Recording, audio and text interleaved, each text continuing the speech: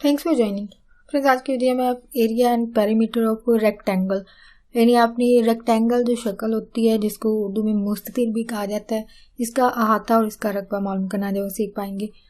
आज की वीडियो में मुस्ततिल का एरिया रकबा यानी इंग्लिश में अगर इंग्लिश में जो पढ़ रहे हैं इंग्लिश में नहीं पढ़ रहे हैं तो आपका ये लफ्ज़ जो है वो एरिया बन जाएगा, उर्दू में पढ़ रहे हैं तो ये रकबा बन जाता है। इसके लिए आपको पहले शक्ल समझना होगी कि फिगर जो होती है, जो शक्ल होती है रेक्टेंगल की वो कैसे होती है। उसको उर्दू में मुस्ततिल कहा जाता है और इंग्लिश में आप इसको रेक्टेंगल कहते हैं। ये शक्ल ऐसी होती है, आमने सामने के ज़िला बराबर होते हैं, इस तरफ के और इस तरफ के। अब नेक्स्ट वर्ड इसके लिए लेंथ और विड्थ कहा जाता है और यहाँ पे उर्दू मीडियम में लंबाई और चौड़ाई कहा जाता है। अब ये जो आपकी होती है लेंथ है, सॉरी आपकी विड्थ होती है और ये आपकी लंबाई यानी ये वाली जो साइड होती है ये आपकी हाइट कह लें या लेंथ यानी आप लेंथ ज़्यादातर लफ्ज़ इस्तेमाल करते हैं, यानी लेंथ होती है। और ये जो होती है आपकी विड्थ होती है या फिर आप इसको इंग्लिश में चौड़ाई कहते हैं। यानी लंबाई और चौड़ाई यानी इस तरफ की जो साइड है ये आपकी लंबाई में और इस तरफ आपकी चौड़ाई में आती है। तो इनको आपने फार्मूले के हिसाब से क्या करना है, जब आप रकबा मालूम कर रहे होंगे तो लंबाई और चौड़ाई को क्या करेंगे, ज़रब देंगे। ये आपको गिवन होती हैं, जैसे कि इस सवाल में है यहाँ पे 4 और यहाँ पे 6 लिखा हुआ है। यानी आपकी चौड़ाई जो है वो 6 सेंटीमीटर है और हाइट जो है या फिर इसकी जो लेंथ है वो 4 मीटर है, 4 सेंटीमीटर है।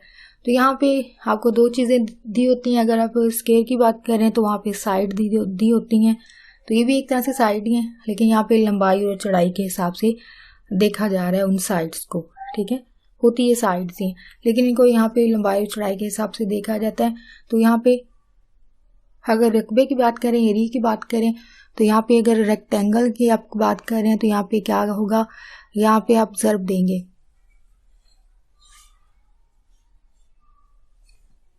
जो भी साइड दी होगी, लंबाई आपके पास 4 है और विड्थ आपके पास 6 सेंटीमीटर है, तो दोनों को ज़रब दे देंगे फार्मूले के हिसाब से। 2 4 24 सेंटीमीटर है जिसको स्केयर लिखेंगे। और यहाँ पे अगर आ जाए दूसरी तरफ, आपने इसका अहाता मालूम करना है। रेक्टेंगल का अगर अहाता मालूम करना तो उसके फार्मूला क्या होगा, 2 इंटू विड्थ प्लस हाइट या फिर लेंथ। यानी आपने लंबाई और चौड़ाई को जमा करना पहले ब्रैकेट्स, जब ब्रैकेट्स आ जाए तो यहाँ पे फार्मूला आप कैसे हल करते हैं या इसको सोल्यूशन कैसे किया जाता है, आपने देखना है कि ब्रैकेट्स के अंदर क्या क्या अलामतें दी हुई हैं, पहले उनको हल करते हैं। उसका हल जो भी जवाब आएगा उसको फिर बाहर वालों के साथ अलामत के हिसाब से आप सोल्यूशन करते हैं। तो यहाँ पे दोनों के दरमियान में जमा है फार्मूले के मुताबिक, इसका मतलब लंबाई चौड़ाई को आप जमा कर देंगे और 2 से आपने ज़रब दे देना है। तो यहाँ पे लिख देंगे 2 पहले से है, लंबाई चौड़ाई आपके पास कितनी है, लंबाई आपके पास 6 है, चौड़ाई आपके पास 4 है, दोनों को जमा कर दें तो आपके पास 10 ब्रैकेट भी साथ आएगी और इसका मतलब ये आपस में ज़रब खा रहे हैं। सेंटीमीटर है, 10 2 बार 20 सेंटीमीटर जो है वो इसका अहाता होता है मुस्ततिल का।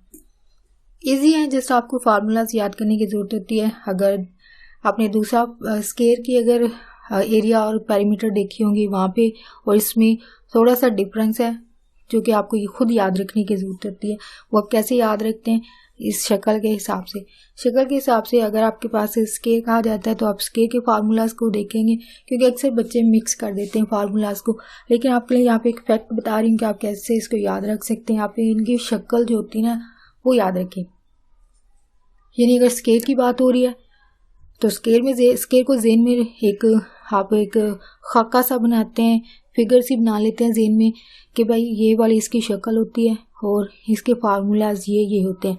जैसे कि अगर स्केयर की बात की जाए तो वहाँ पे चारों साइड्स बराबर होती हैं, यानी उसी शक्ल से आप ज़रब करते हैं, सेम उसी शक्ल से। लेकिन यहाँ पे दोनों साइड जो होती हैं डिफरेंट होती हैं।